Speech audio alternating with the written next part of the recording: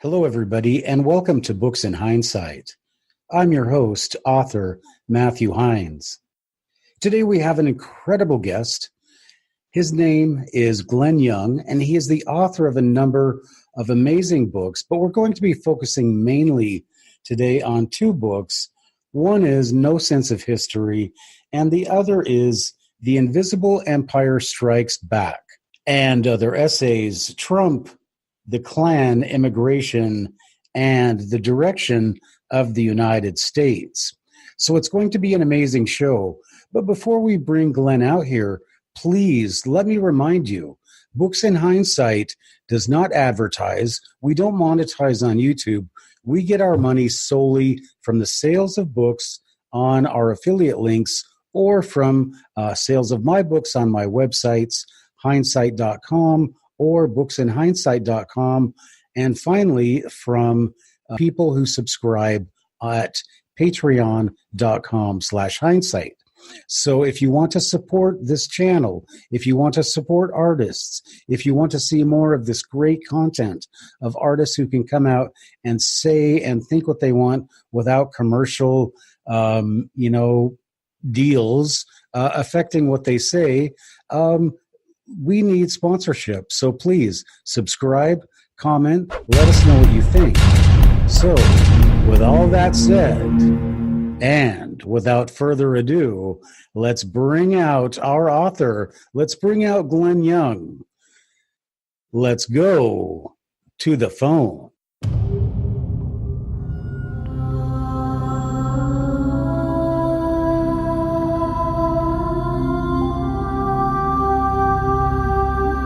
Welcome to Books in Hindsight, the only podcast where hindsight is always 2020. And we explore the great books, works, and ideas of the century. Now, here's your host, teacher, and author, Matthew Hines.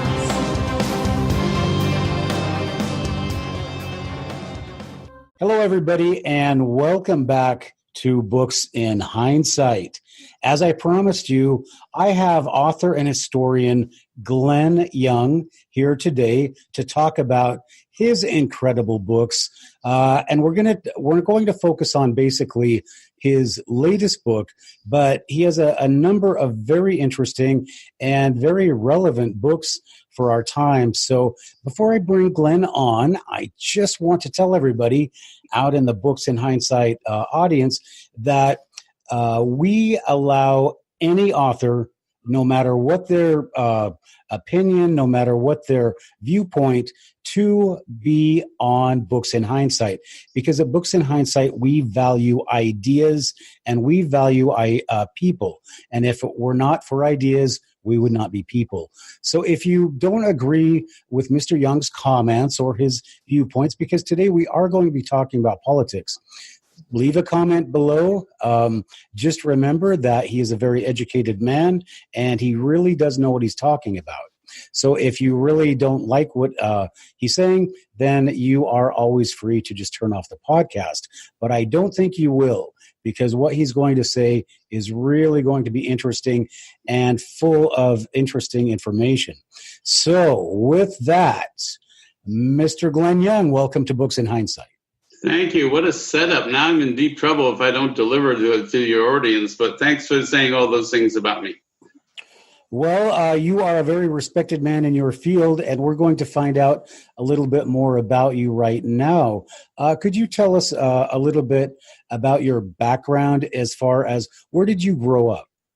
I was a itinerant person. I traveled. I lived in several places as I grew up.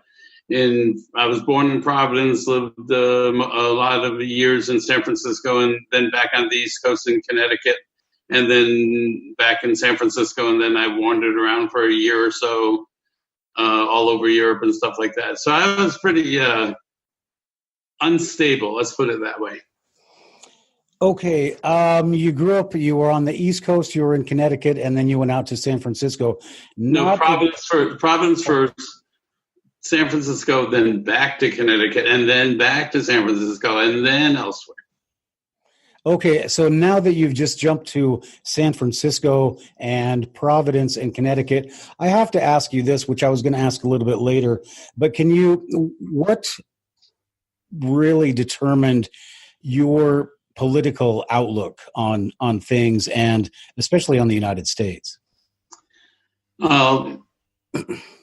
That's an interesting question. I grew up in a relatively liberal Democratic family. My father's hero was Harry Truman because he was a president who never went to college, and my father never got a chance to go to college. So that was something that my father really loved. And unlike most families, in my family, you had to talk politics, you had to talk religion, and you had to talk sports in order to survive. I mean, other families, sports, okay, but usually politics and religion are off the table. In my family, that was strictly on the table. And so I grew up in an environment where those things were discussed vividly and in many points of view, let us put it that way. And then later on, my older brother, who's about 6 years older than me, was very active in the civil rights movement that was going on. He was involved in the demonstrations and sit-ins and for civil rights issues in San Francisco and elsewhere. He went to prison for civil rights issues. So I had a role model in that. And so when I kind of came of age, which was in 65, so to speak, I was already idolizing someone who was a radical. So it just kind of fell in line that I continue to be that tradition, although the issues were different, and I got involved a lot in the anti-war movements at first. Okay, so let's talk a little bit about we're going to talk today about your latest book, and your latest book is called The Invisible Empire Strikes Back, and the subtitle is Trump, the Klan, and let me say that all over again. The Invisible Empire Strikes Back and Other Essays, Trump, the Klan, Immigration, and the Direction of the United States. So this is actually the second book. The predecessor to this book is called No Sense of History.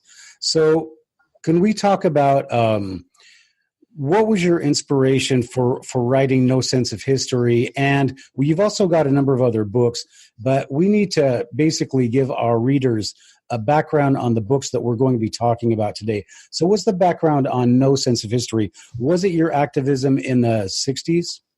Well, it was more the education I received from a wide variety of sources and my real despair at the real lack of history and knowledge of history that I was constantly finding in people and conversations, even among supposed national experts and stuff like that. I would be attending conferences, I'd be going to these places, and people would be talking about issues as if they were brand new and there was no predecessor, and that they were talking about it as if the culture had always been the same culture. So there was they never really understood or presented as they understood the idea of times changes, people change, cultures change, and they were just basing it on kind of the term that I kept on using was, where's the baseline? Where's the baseline that people are making these conclusions from? What are they generalizing from? And so I got extremely ill and almost died, and I had to stop working for a number of years. And so I was actually free to think a lot more than most people who are consumed with their day-to-day existence and their jobs and promotions and yada, yada, yada. I was done with my career, so to speak, very early. And so I was able to sit and look back and to think globally and to ask major questions like, what's the baseline that these people are saying? What is there parallels between certain things? And so at first I started writing essays on those type of things, and that's the first collection. So the first collection covers more or less the late 90s and early 2000s, and looked at the war in Iraq and look at immigration issues and that time frame, and civil rights issues in that time frame. This second book, the one that is about Trump and the immigration and the Klan, is very specific and highly focused on the same format of what's the baseline, what's the history, but looking specifically at the fact that nobody I have heard and no one I've seen and no national experts and no books that I've seen has actually looked directly at Trump as ideology, if we can say that he has an ideology, is actually directly modeled on a version of stuff that took place in the 1920s it was driven by what was then that particular version of the Ku Klux Klan. And so if we look at like his language and ideas for immigration reform, it's almost identical to the 1924 immigration bill that was passed and signed by a president who was actually a member of the Ku Klux Klan in 1924. So if I'm rambling, let me stop there. But not at all. The only thing that I want to jump in here and say is that, so when you wrote No Sense of History, you ran into, let me see if I understand this. People just didn't understand the context of how we had arrived at this place. Is that correct? And you felt a need to write the next book just to explain everybody the context of No Sense of History. Right. And so for the example, one of the best examples, I think, is there was a congressman named Sensenberger who was writing an immigration reform bill that was, dare I say it, extremely draconian in its approach. And nobody recognized or looked at that he was using language and terminology and definitions that were almost exactly to the 1856 Fugitive Slave Act, and requiring certain things to be done that was almost exactly straight out of that what became law and turned out to be maybe one of the greatest catalysts for the Civil War was the enforcement of that Fugitive Slave Act, and nobody even knew. So here he was, the congressman, presenting all this stuff, and everyone was saying, oh, this is bad, this is horrible, this is inhuman. And no one's saying, wait a second, this is exactly what we did in 1856 with the Fugitive Slave Act. So what's going on here? And so that's the prime, and I wrote the essay comparing the language of what he was saying in his bill and the language of the Fugitive Slave Act and the consequences of the Fugitive Slave Act. That was just one example. There was other stuff that was going on at the same time in which, Ted Cruz, when he was running for Senate, was echoing the language of George Wallace almost precisely. And no one was recognizing that and no one was pointing that out. So I tried to do those type of things. Okay. And this is this is all contained in No Sense of History, correct?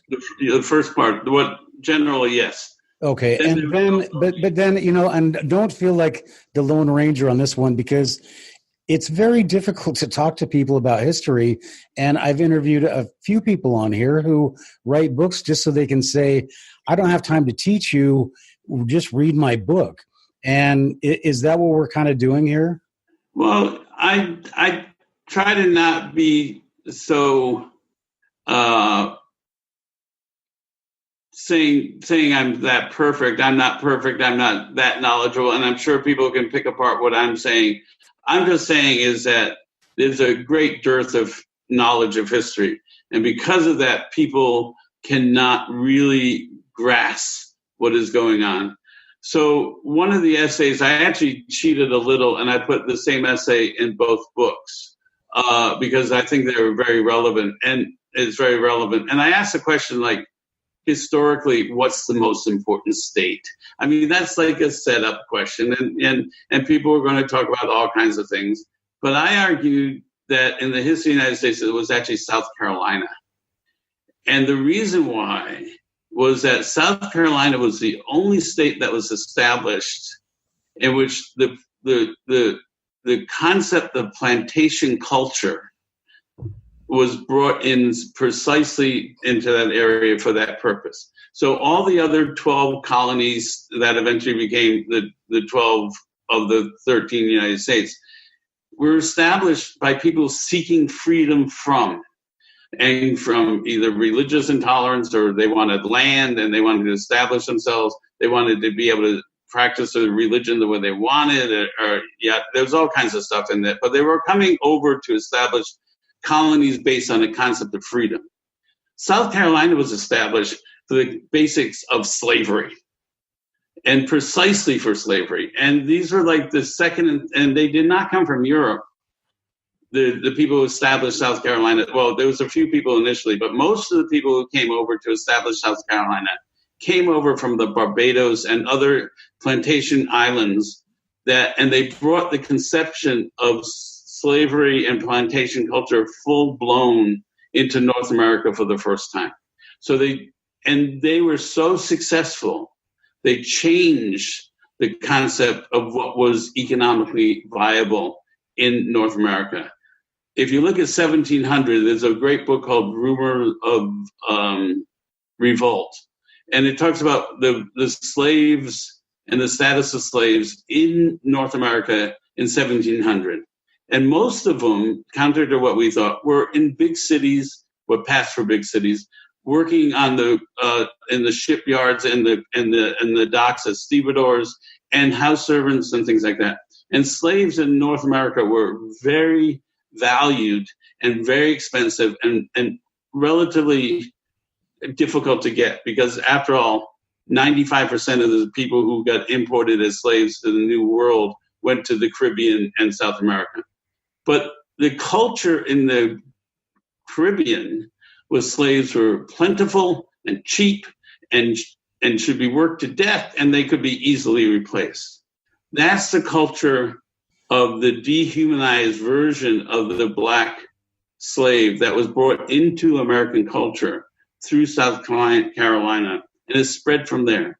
When South Carolina was developed, slavery was banned in Georgia. Slavery was banned in North Carolina. There weren't that many places that slavery was actually working in the South.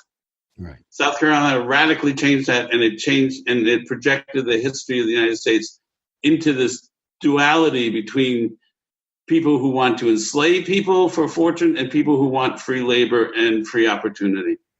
Right. And that's where I want to jump in here, because I have to, first of all, let's just stay clear of where we are. We are still in no sense of history, correct? We can flip both ways. Don't worry. Because that's also in your other essays. So did you find in your research, a tie between economics and racism, or it's just economics? No, there's both. I mean, as I'm saying, the tie is economic and racism, which I talked about. The South Carolina view of slavery is definitely both racist and economic. Mm-hmm. But then you also get into this other thing, another important essay that I have there, which is I asked, what's the second most important date in African American history? And that, again, that's a provocative question to set up something. And what I do is I propose it was the date of the assassination of Archduke Ferdinand in Bosnia when he was killed there, and they started World War I. Now, why is that so important to African American history? Because the Great Migration that brought 4.5 million blacks out of the South into the North and away from the peonage that they were existing in would never have happened unless the fact that the European surplus labor that was being flooded into the United States to keep labor unions from being formed and keep labor in the industrial centers very cheap, it would never have happened. The European powers all of a sudden found a reason to use their surplus labor. It was as cannon fodder in the war. And so therefore the American industrial heartland needed a new source of cheap peonage, semi-literate labor. And they brought 4.5 million people out of the South, and that had a dramatic change on both American perception of African Americans, and it also gave African Americans, for the first time in the United States, something that is so valuable, which is surplus wealth. And up until then, they never had that. So economics and racism are always linked together, and it's linked together in a way that most people don't think about or are not concerned with. Okay, now you threw in that magical word peonage, which I don't know how many people are actually going to understand. So can you just explain a little bit about what that is? It's just a term describing people who are slightly above slavery in society. They are often very much linked and locked into land where they are working. They get very little wealth, but they definitely are supposedly semi-free, and so they're not educated, not trained. They're basically, it's another word for peasantry, but even within the term peasantry, there's an inference of sense of freedom, and peonage is somewhat slightly above overt slavery, but not much more. Well, and also there is an economic aspect to peonage where you are constantly in debt to the person to whom you work, correct?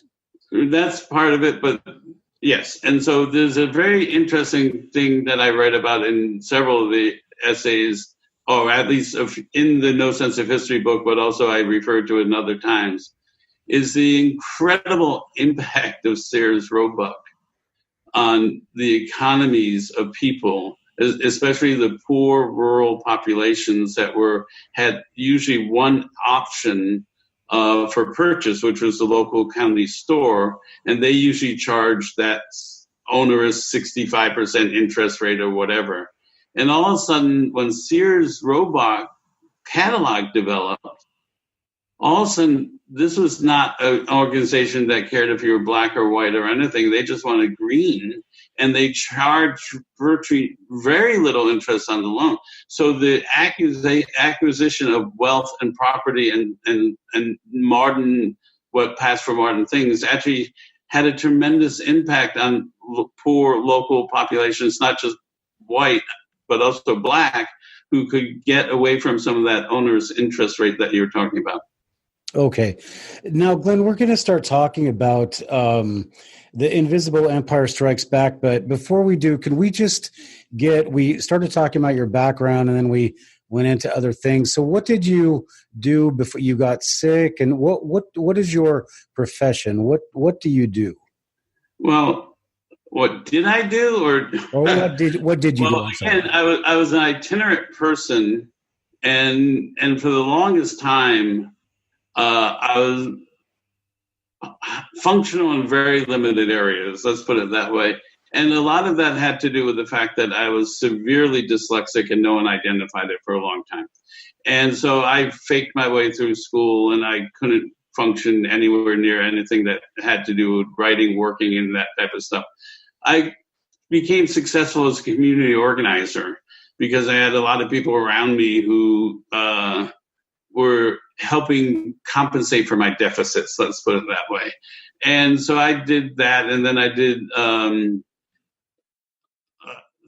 fundraising for private nonprofits and things like that. And then at age 30, I got identified as having the severe dyslexia, like a lot of adults do through my daughter. And I went through years of rehabilitation and then fighting in order to get funding to go to college. And I ended up starting at community college when I was 38. And I got 3 degrees in 3.5 years and a presidential appointment into the federal government when I got a master's in public administration. And it so happened that the people inside the federal government had no idea what was going on with adults who had learning disabilities and dyslexia and things like that.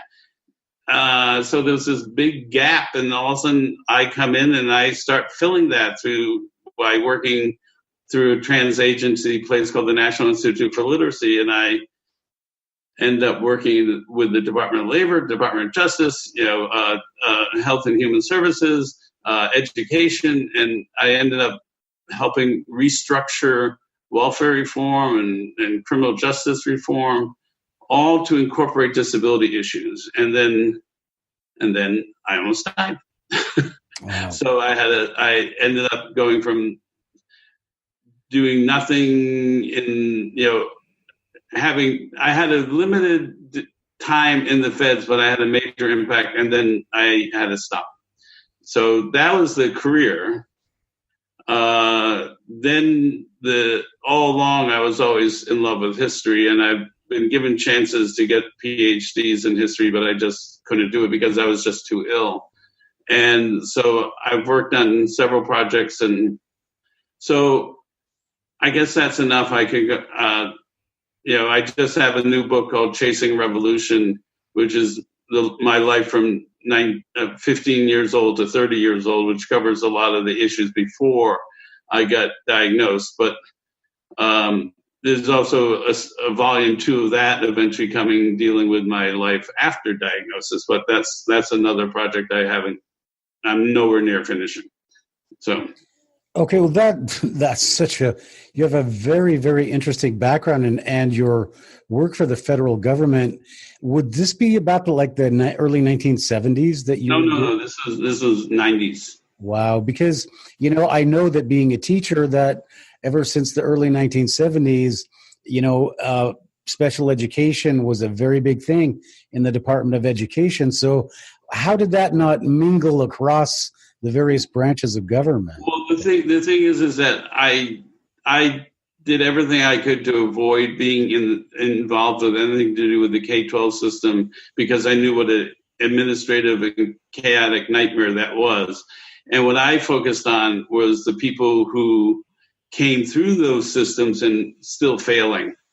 And one of my greatest successes, I think, was that I fought against both issues of gender and racial profiling within the special ed system. And we ended up finding out that through a lot of research I headed up and paid for, through not me personally, but through getting the federal government to pay for it, is that about 65% of the women who were on welfare at the time of welfare reform had previously undiagnosed disabilities. So through the regulations that we got pushed through is that it required the job training programs to search for the disability, identify the disability, and accommodate for the disability if they found that, before they could force people to go to work or doing things that they couldn't maybe not be able to do based on their disability. So I focus much more on the Americans with Disabilities Act and Section 504 of the Rehabilitation Act of 73 than I did with special ed, because I'm not going to talk about special ed. All I know is it was a mess, and there was this vacuum that I was able to fill, and by filling it, I got to be a player for a while, which was very interesting. Well, then I have to ask this question so I don't forget. I'm going to just ask you now, although I'll ask you at the end about your future plans. Are you ever going to document any of the work you did there? That's a possibility. I have a couple other writing projects ahead of that, but that's always a possibility. Okay. To quote Neil Young, I'm getting old. So if I get to it, I get to it. Okay. Well, now we're going to go from I'm getting old to Southern Man, I think. Well, no, before we go to Southern Man, let's talk the books that you've written so far. And I wanted to have you just talk just briefly about them. Can you talk to us? You talked to us a little bit about Chasing Revolution. So that's from 15 to the time that you got sick. No, not to the time I got sick, until the time I got diagnosed with having learning disabilities. Okay. When I was age 30. I didn't get sick and almost died till about age 50. Okay, so just very quickly, can you tell us what a reader is going to get out of that book? Out of Chasing Revolution? Well, yeah. What I'm hoping to do is once again, I think this is a time that most people don't understand and have forgotten. They don't understand the tremendous amount of effort that was put in by hundreds of thousands, if not millions of people in community organizing, and their efforts to change the mindset of culture and change the format of culture. And if we look at it from that way, we were incredibly successful. So this is not stories of, although there is some stories about massive demonstrations and stuff like that. This is really stories about people working to try to, in my particular area, I was trying to stop the demolition of low-income housing and provide populations who had no access or resources to give them resources. So we opened up a working class type of food co-op in the middle of a very poor area of Seattle. We created a senior center. We created health and human services. I was an advocate for, a go-between between the very poor people who didn't know how to access services and the services. My front thing was I was supposedly checking hypertension issues, but I was really doing a lot more than that. So my nickname in that area was Papa Doc, and it was not a good thing. I think it was a great, funny nickname, but I wasn't sure if people were really saying I was more like an authoritarian or not. But because it was, the dictator Haiti at the time was called Papa Doc, so it was a funny handle to have. But I was doing all those type of things, and I did that for about 6 years. But before that, I was doing it in other communities. I did it in Hartford. I did it, and I traveled around the country being an itinerant radical. So the idea is to give a foundation of this cultural history from the ground up, not big names, not famous events, but the long-term struggle to bring about social and radical change. And we see a lot of that happen later in the gay community, how that changed it. This is earlier than that, and it looks more at the economic stuff. The idea of national health insurance. Oh my God, what a weird idea back then. Or people shouldn't be homeless. Oh my God, what a weird idea. So, anyways, that's the story. That's what I was involved in. I was very much involved in the early social justice, but from the viewpoint of not being a named person, not being a lawyer. I was a hammer. Let's put it that way, trying to force the nail through things. I was an agitator. Okay, and so is this book's Chasing Revolution, and the full title is Chasing Revolution: Tales of an American Itinerant Radical. Is it a how-to? Is this going to give people who are interested in getting involved a way, or is this just the way that you did it? Well, let's say that the intention is to motivate people to think about how to do it now, but to say that the way I did it then is as relevant now with the social media and internet, just like what we're doing now is unthinkable back then. And so there are fundamental issues that are of concepts that can be used, but the actual sequence and technology will make how people do it differently from what they did. So yes, it's a motivating thing, asking people to think about doing things like that. It's not a how-to now. For now, it's just as tales of how we did it then.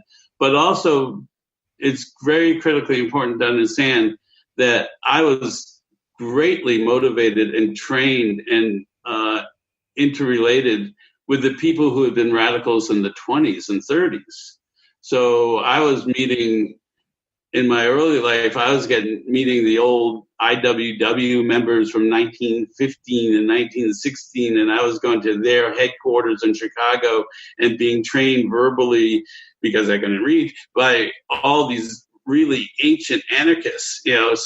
So in some ways, I'm now that ancient anarchist of my youth, and I'm willing to converse and talk and try to help people understand then. Now, the slogans of the anarchists of the IWW didn't work when I was around. They weren't relevant then. And the slogans and stuff that we were talking about aren't relevant today. Well, maybe they are more so, but it's just, again, it's a sense of no sense of history. I was trying to get a sense of history for what was going on in the 60s and 70s based on my understanding and meetings of people from who were radicals 50 years before me, and now here are people who may want to be radicals now, and I was a radical 50 years before them. So come talk to me, come learn from my experience, and take what you. What's the line? Take what you need, and take the best and disregard the rest, or something like that. Something like that. I don't think Huey Long ever said that, but No. I think he said something else. But and I'm not saying, I don't mean Howie Long. That's sexist nowadays, right?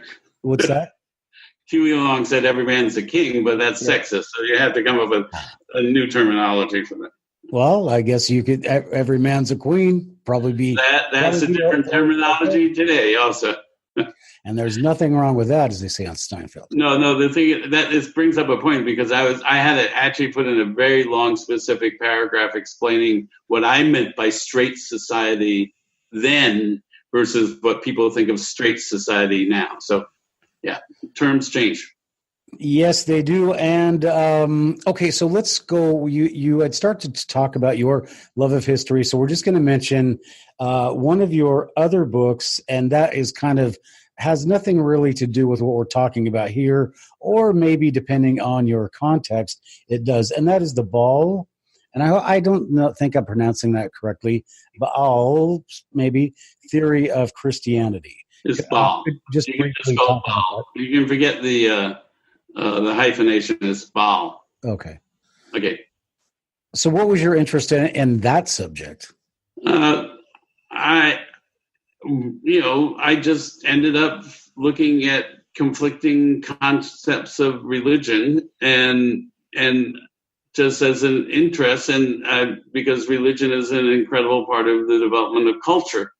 And so to understand history, I think you have to understand religion and the points of view of various religions.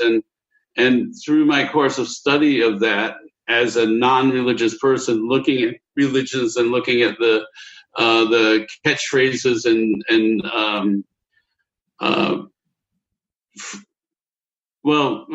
dogma, if you wish, but more the catchphrases of religious history. I realized that most of what had been done around what's called demystification of Christianity had focused on a huge amount of stuff, except I found that very little had been done on this one phrase, which is something that really doesn't appear in the Bible, but it's all inferred from the Bible, which is God sacrificed his only begotten son. And that refers to John talking about God so loved the world, he did all this kind of stuff. But it really is something that I was kind of shocked at, that no one really had made an effort to really evaluate that. So over the next decade or so, I just spent a lot of time searching, researching, and studying and looking for what could possibly have been the origin of that conception. Yeah. Writing off and not even writing, just not going with the idea that it could be a true statement, because I'm just looking at it from a social conception, and historical conception, not a religious conception.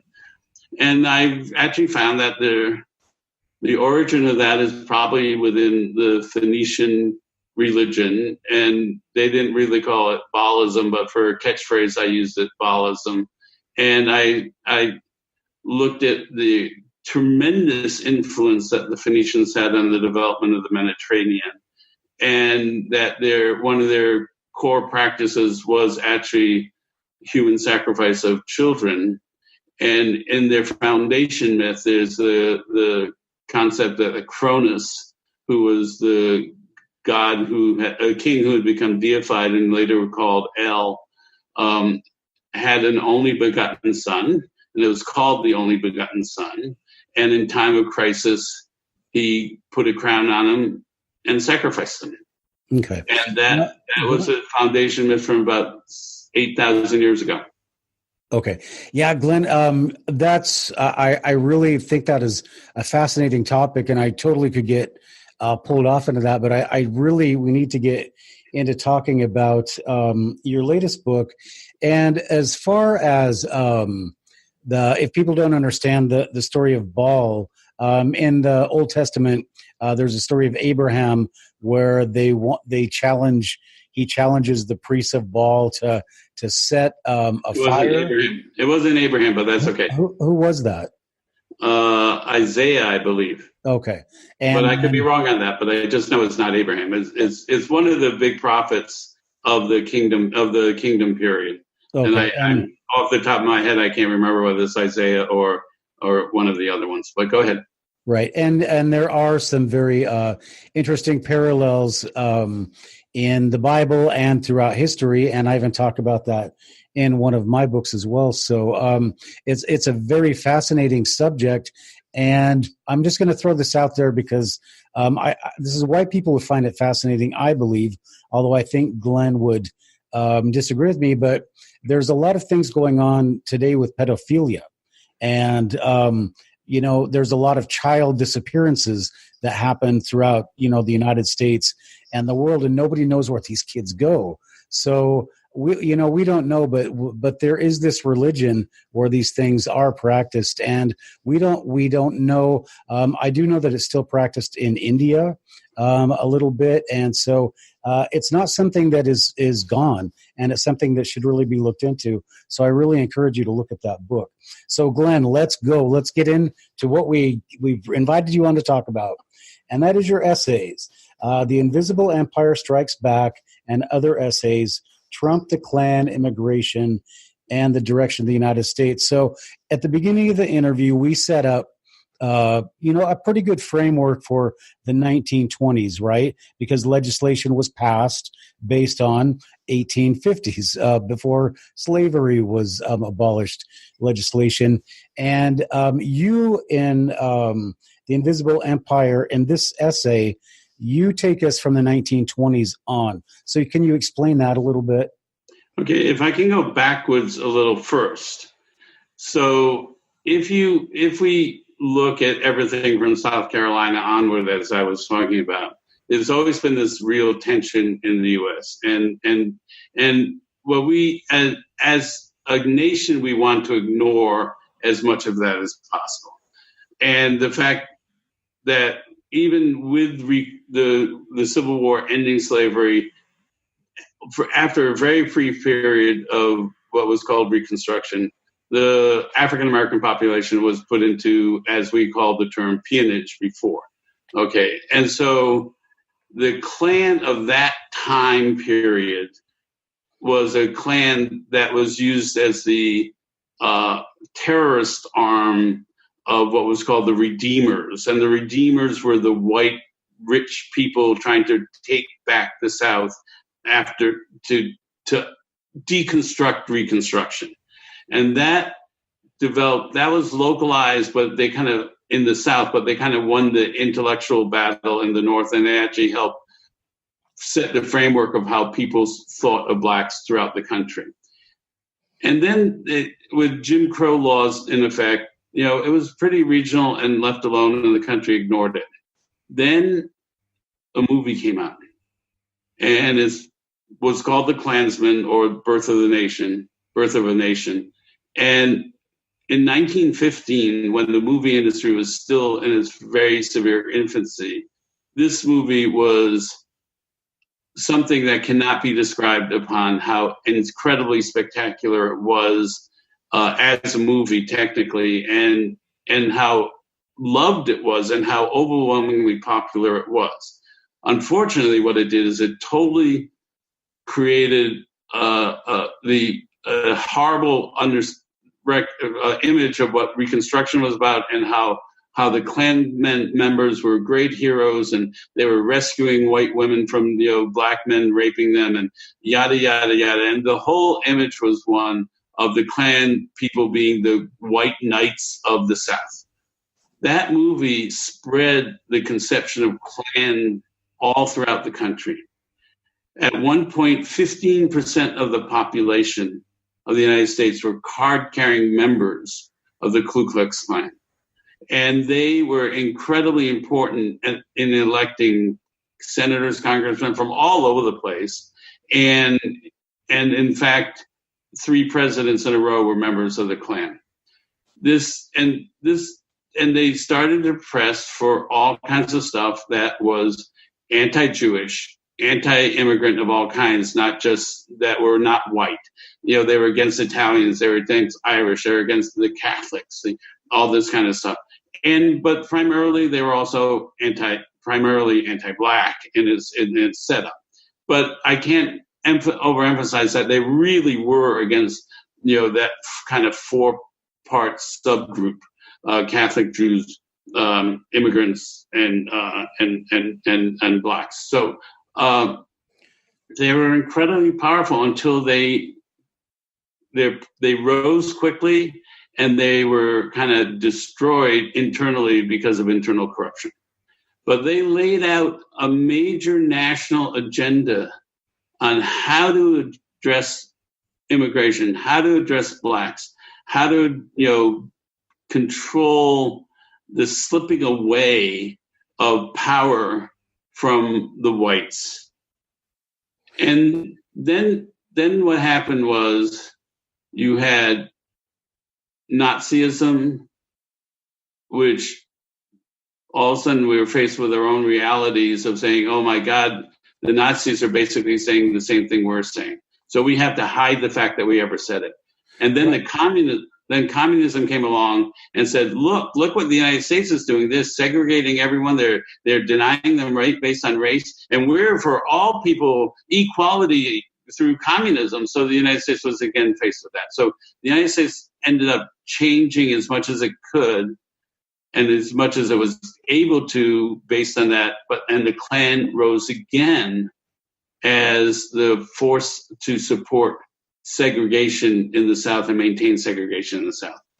Okay. But the 1920s Klan, when it was national, when it was across the country, and when it set the national agenda, when it controlled the Democratic Party, when it almost controlled the Republican Party, this is the Klan and the policy and the language and the identity and the concept that Trump is mimicking. This is his ideology. And this is also the Klan that his father was a member of. And in many ways, Trump is just continuing stuff that he learned from his father.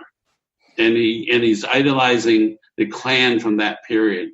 We don't remember that period. We don't talk about that period because of changes that took place because of our competition with the Nazis and our competition with the communists, among other things. Okay, so that's a lot of information, and we got to go all the way back to because we're talking basically about the 1920s, right? Post World War I. Well, partly. The book covers that era, covers the foundation issues, and then it also covers the parallels to now. It clearly shows how Trump is mimicking and so Trump's ideology around building the wall. There's political cartoons of the 1920s and 30s showing a wall, kicking people out, saying, let's get rid of all these brown and black people. Okay. There was an idea of sending all the blacks to Africa, deporting them all. Okay. And actually that I'm sure you're aware of this, but that is something that they've started Monrovia in Africa. To begin. So, okay, but I want to go back to this, the origins of the Klan, because I want to ask you about, what do you know about the Knights of the Golden Circle? Is that in your book? That's just one of many variations of the same concept. They were developed. Is that the Klan? Is that the Klan? That was one. The Klan had multiple names in multiple places, and that was one of the groups that was considered themselves Klan. But there was the Red Shirts was another group that wasn't officially part of the Klan, but they were another terrorist arm that was used by the Redeemers to overthrow state governments even. And at one point, the Republican, meaning in this case, a party that was supporting the Reconstruction period, government was literally under siege in Mississippi by the red shirts and the Klan, and they sent a desperate message asking for federal troops to President Grant. And President Grant's response was, "What good is it if we win Mississippi but lose Ohio?" In other words, he was much more concerned about the election results in the North than it was in giving up another state to segregationists and worse. Okay, but I'm not sure where you want to go. The real issue is that there was in the Reconstruction period, which is where the Klan originated. It was really, they were the terrorist arm in support of the white redeemers, the ones who were trying to reestablish the white segregated and turn the blacks into all but slaves again. Well, where I want to go with this is I want to talk about economics and racism, because we've talked about peonage before, and when you talk about racism, you talk about immigration, it really is about, and you said this at the very beginning, that they wanted to break the unions, and they did it with immigration. Mm-hmm. So what are the ties between economics, racism, and immigration? Because these aren't poor. I mean, I'm sure like there's followers, but the leaders of the Klan would have gone nowhere if these were not rich people, right? So what kind of money is behind it? Well, first of all, you got to remember that the Klan, except for the 20s, was mainly Southern regional, right? And in the 20s, it expanded to be nationwide, and the residue of that still exists. The Klan, when it was nationwide, you got some of the worst anti-union legislation ever passed on the national level. You had all this other type of stuff. But they again were just not against racism and blacks. They were also against Jews and Catholics and Poles and anyone that was different as they were immigrants. And a lot of these people were the people in the unions. Now, for the longest period of time, American unionism was also racist. So, except for the IWW, most of the unions excluded blacks. And as a matter of fact, the blacks had to form their own unions, like the Pullman's workers union, which was one of the most successful in creating the concept of it. And they couldn't even join the AFL, so there were, within everything, there was a split, there was a split between the pro-industrial workers and there were the ones who were just wanting the skilled labor workers. So the AFL initially was just skilled labor, and there was the Knights of Labor, and then IWW, and other groups, and eventually CIO were the quote-unquote unskilled labor. There was the tendency among the skilled labor was to be completely racist. The tendency occasionally that racism, the blacks were incorporated and other people were incorporated because under like the slogan of the IWW was one big union. They didn't care about race. And so that was one of the positive things. But of course, the capitalist system has always used one group to fight against the other group, and et cetera, and they will stimulate and create the divisions as much as they can to benefit them. So that's what they were doing. So of course, race and class have been intertwined in American culture, unlike most other countries, because they had restricted race to the point that there is no race conflict per se in a lot of other countries. And then it gets to the point of ridiculousness of, in Germany, who was Jewish, they were Germans, but they were Jews, so they were discriminated against. So yes, it's a tremendous overlay, but it's not really. The Klan was something different. The time in America was something different. The United States is something different because of the extensive number of blacks who are here and the extensive number of non-traditional white immigrants that were here. Yeah. And so the melting pot, was caused a huge amount of conflict. The Klan, the know-nothings before them, the segregations after them, and Trump now takes huge advantage of that in trying to sow division based on race, based on religion, based on whatever you wish. Okay. Yeah, I don't know where to go on that, because it looks like, as far as I see, that Pro is very pro African American. And Who? can you give us some examples Who?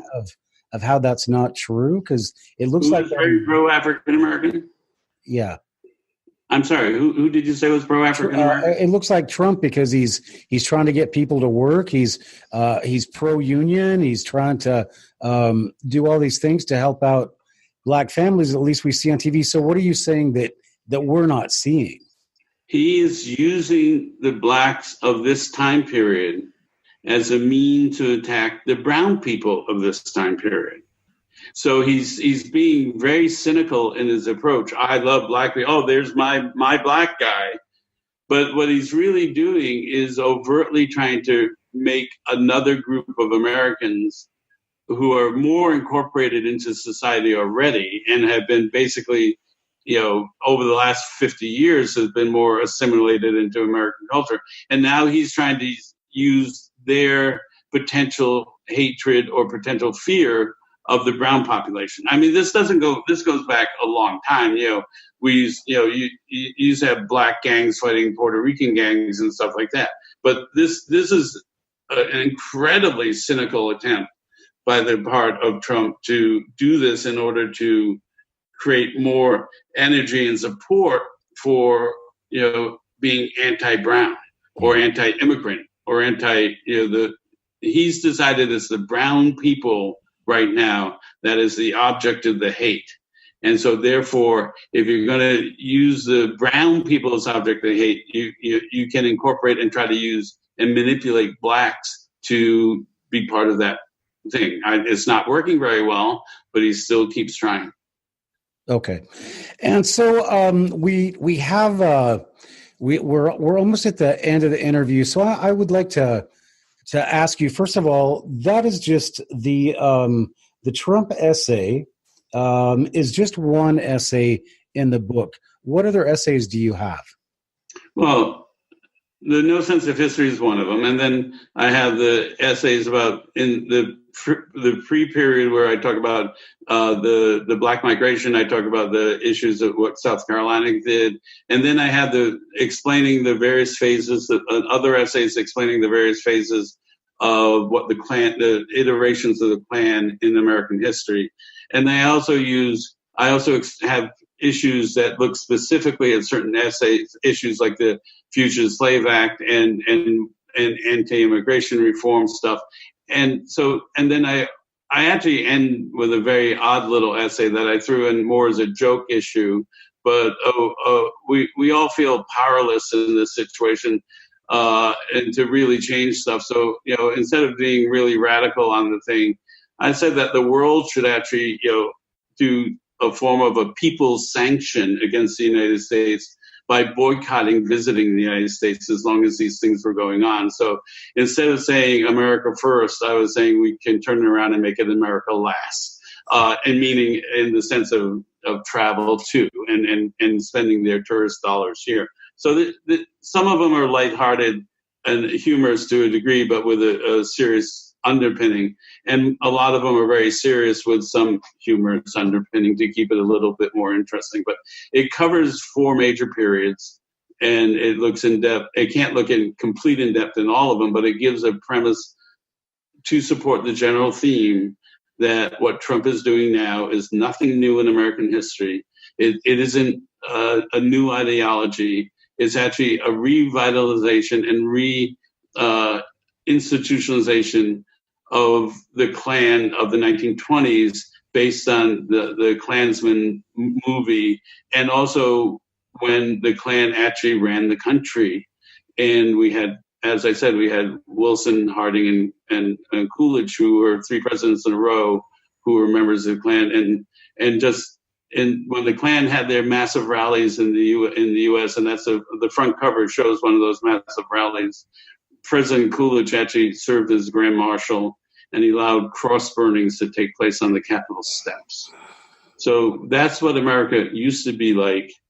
and we don't remember it. We don't have that knowledge. We don't have that sense of history.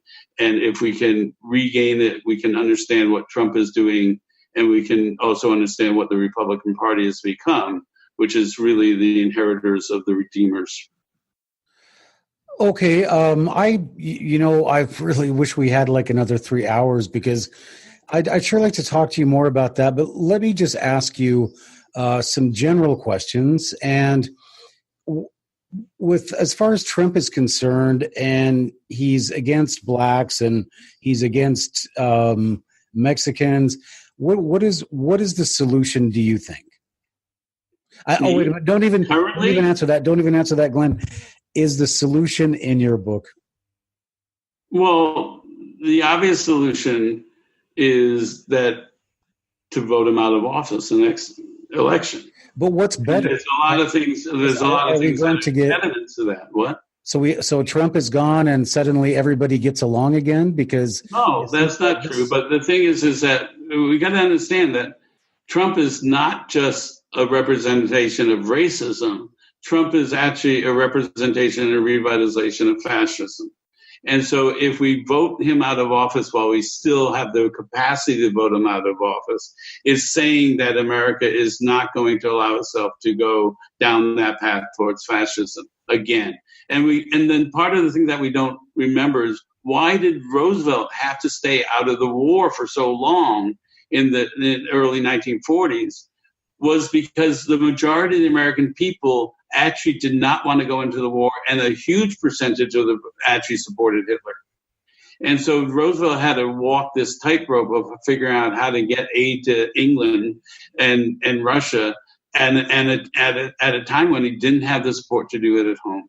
So what that history actually shows is that the United States actually has had a tendency towards fascism in the past. It's now having a tendency towards fascism again, and it's getting very much closer because the Republican Party is all but a fascist party.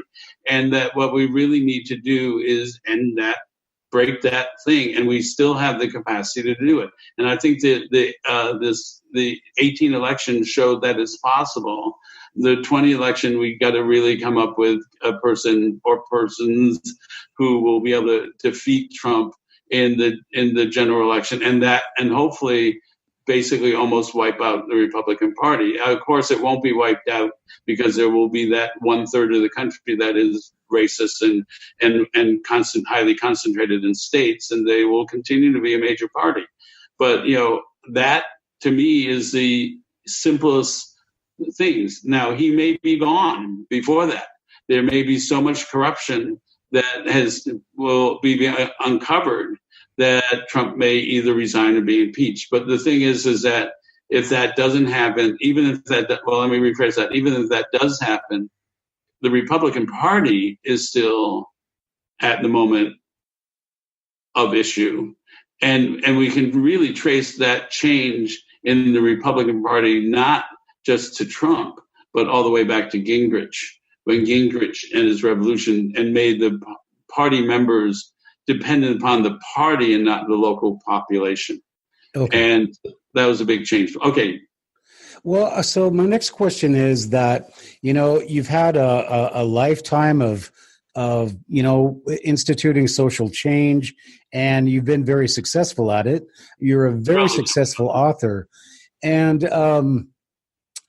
my question is that you're constantly talking about a certain kind of, what we call radicalism, but you're basically looking for people to be treated decently. How far do you want to go? And is it sometimes just radicalism for radicalism's sake? Well, you also have to understand that there's a quote that is attributed to Churchill, but most quotes are, but it really wasn't Churchill. It was a guy named Andre Malraux, who started off as a major radical writer who ended up becoming the de Gaulle's Minister of Culture under the right-wing de Gaulle regime. And he said, the quote is, anyone who is not a socialist before the age of 30 has no heart. Anyone who is not a capitalist after the age of 30 has no brains. So the thing is that you're asking me what I did in my youth. Is that still relevant? And is that the major focus of my life? No, that's not. But it was. But I continue to try to be, and bring to whatever I'm doing my concept and understanding of radicalism as part of it. Now, I was never a Marxist-Leninist. I was fortunately, I was so illiterate I couldn't actually get through Marx, so I could never understand him. I was not, a supporter of the communist parties around the world, although I did support national liberation armies and wars of national liberation as anti-colonialism. I was always what I considered a prototypical American radical that was based in ideology that was the closest thing we could come up with is the IWW. And it's very interesting is that, of course, that the extreme left and extreme right are always close to each other on certain issues. And in this issue of freedom, of individual freedom, right to not to be discriminated against, to have opportunity, to gain social and participate in society, to gain wealth, and also to be protected for social justice, are things that most extreme right-wingers will say, but they'll hem and haw around the issues of race, where the people on the far left will not hem and haw on issues of race. They want it for everybody. The far right kind of wants it for themselves, So the thing is that the issues of, as you asked me before, is my book a manual? Of course, it's not a manual. It's just an example. And my way of thinking is greatly shaped and honed by my personal experiences in being a radical, thinking about this, and looking at every approach of things from the concept of, a radical who now has a good stock portfolio. So I don't know how you justify those things other than that Andre Mulroy's statement is that I'm trying to both have a heart and have a brain. And so I try to be selective in how I give my money. I belong to all the traditional left and liberal things and Southern Poverty Law Project and all that kind of stuff. But I also do things like pay for the college education of this young woman in Turkey. And she's going to be the first woman in her village ever to complete college. So I'm completely paying for her tuition, which is relatively cheap as far as we're concerned, but is really outside the realm of her father and family. So there's all kinds of ways to be. So I don't know. Is that liberal? Is that being just a good deed doer rather than a radical? I don't know. Well, and that's my ultimate question is that you have. I mean, the radical left has an agenda and the right has an agenda. And it seems like the far, you've heard this before, the farther left you go, the farther right you go, you just end up back in the same place. So where is bliss? Where's nirvana? What do we have to do to finally be happy? I mean, do we open up the borders and then everybody's going to be happy and everybody's going to have a job, or what is the ultimate goal of radicalism? Well, first of all, you're asking me if I'm a prototypical radical of the moment, and I would say no, I'm not. And I may have been a more prototypical radical 50 years ago, but that issues, the concepts, and the lifestyle has changed dramatically. So we were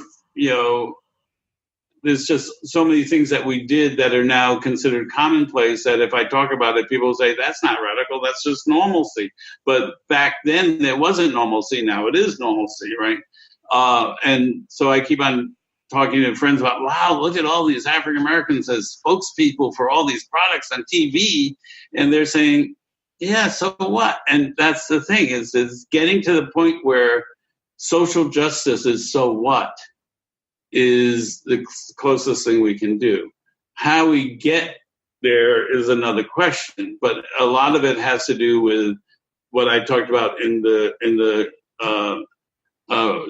Chasing Revolution is the understanding that it is much more of an evolutionary process rather than a revolutionary process, because revolutions always seem to go astray and destroy each other and destroy what they're looking for. But the thing is that we as a country are now divided in such a way that we are actually vastly more progressive than we ever were. And at the same time, we have the forces of reaction trying to tear down that progress. So if we beat back the forces of repression and regression, then we can actually continue back along the road of progress. And progress is slow and messy, and no one likes to see the sausage being made, et cetera, et cetera. And the world is filled with anecdotal stories of failure and anecdotal stories of success. My role as a historian is to try to not look at the anecdotal, but to look at the mass. My role as a radical historian is to try to look at the social tendencies and trends rather than the stories of success of the big men's theory of history. So one thing I'm hoping that, you asked me what everyone will be happy about is, that we don't blow each other up. All right, that's one goal. The second goal is that we don't have oceans rising 300 feet and drowning everybody. That's another goal. But, on the day-to-day process of what happens, we've achieved so much. Okay, and let me end. I know you got to stop, but let me end this with one thing from history. Okay, there was a third party that became very popular, and they were actually called the Populists, or the People's Party, and they actually won governorships, and they actually had a presidential candidate in a couple of elections. What they did was in the 1880s, they set their platform that was considered so radical that for the time. By 1930s, that's what Roosevelt was incorporating. Most of what was pushed by the Progressive Party, the Populist Party of the 1880s, became incorporated into American culture in both the Roosevelt's regimes. The square deal of Teddy Roosevelt and the New Deal of Franklin Roosevelt basically built on that 50-year agenda that it took for that to get there. What the Bernie Sanders campaign did, perhaps more than anything else, was to lay out a platform for the next 50 years that we may be pushing for and that may become commonplace 50 years from now. Free universal college education. What a great idea. Free universal health care. These are things that Bernie brought out as a broad perspective of national agenda that most candidates can't do, and Bernie could do. And like the Populist Party, the People's Party that of the 1880s, maybe Bernie's campaign will be remembered as the foundation for what eventually moves us even further down the road of a better society. And we can quote Lincoln, we can quote Kennedy, we can quote all these other people who have great little phrases about coming up with a new society based on whatever agenda you really want. But the most important thing right now is to both understand and to beat back the forces of reaction. And what we don't do is we don't understand it. And unless we understand it, we can't successfully beat it back. So that's what the focus of this book is saying we have to understand what Trump is doing, why he's doing it, his intellectual foundation for it, to talk about it in the terms that are historically valid and understandable, and then to use that to fight back against what he's doing. So that's why I wrote the book, was to give a foundation for why people should, to give people the language and the history and the knowledge to be able to articulate what Trump is doing rather than saying, Trump is bad, Trump is a racist, Trump is this. Well, yeah, all those things are true, but here's what he's really doing. This is the foundation of what he's really doing. And we can refer directly back to something that is socially considered incredibly obnoxious now, which was the Klan, which was considered, 80 years ago or so, considered incredibly wonderful and successful. Things change, ideas change, but people don't remember them. Right. All right, Glenn. Well, we could go on and on forever, and boy, I have so many more questions I want to ask you, but this has been so informative. Do you want to do a second one of these? What's that? You want to do a second one of these, and we can do part deux, and you can ask me other questions. I actually do, but I don't want to do it today because I want to break this up because I want to give people a chance to digest some of this and to comment on some of the things that you've brought up, because you've really you bring the context of the situation to people's awareness. And before we go, I just want to make sure that, Glenn, you have a website? I do, but I don't keep it updated because I'm just an idiot, Okay.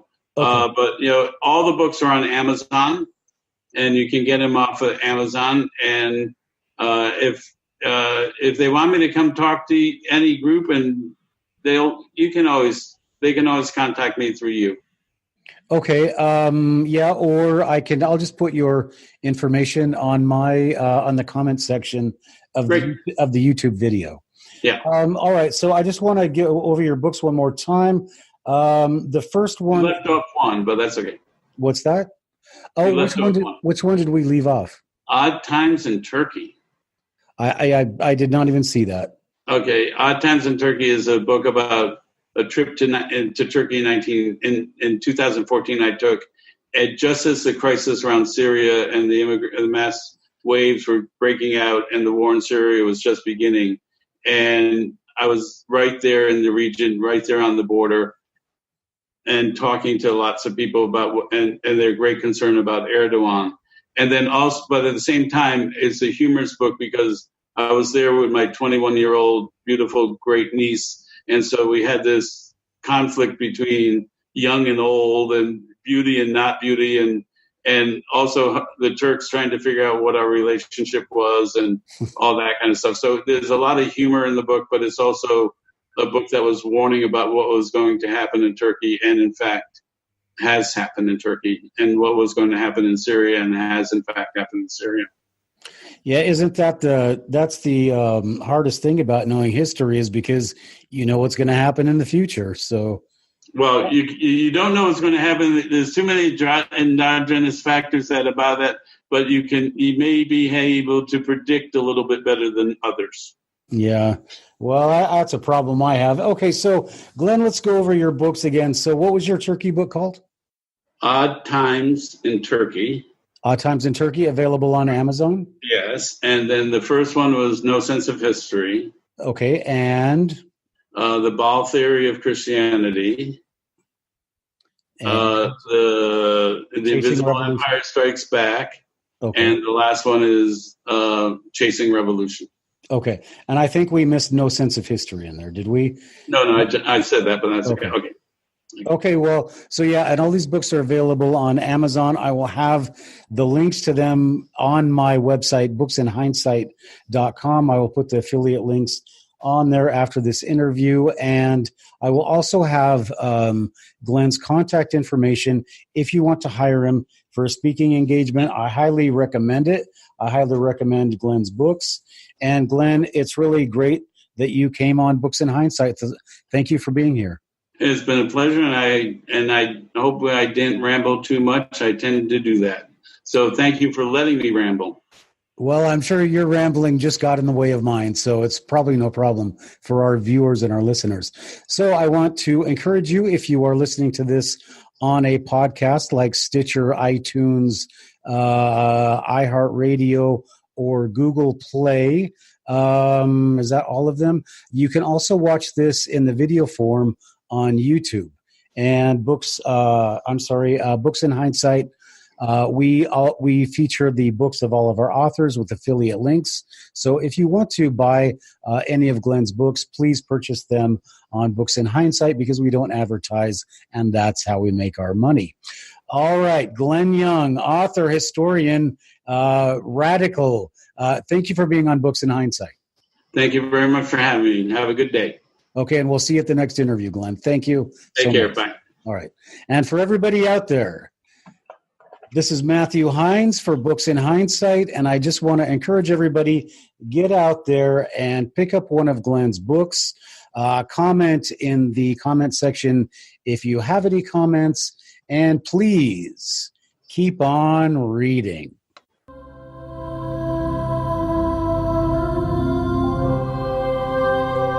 This has been Books in Hindsight with your host, Matthew Hines. Please join us for our next podcast and look for our archives on iTunes and go to thehindsight.com. That's HEINES site.com for great books by Matthew Hines and other great authors.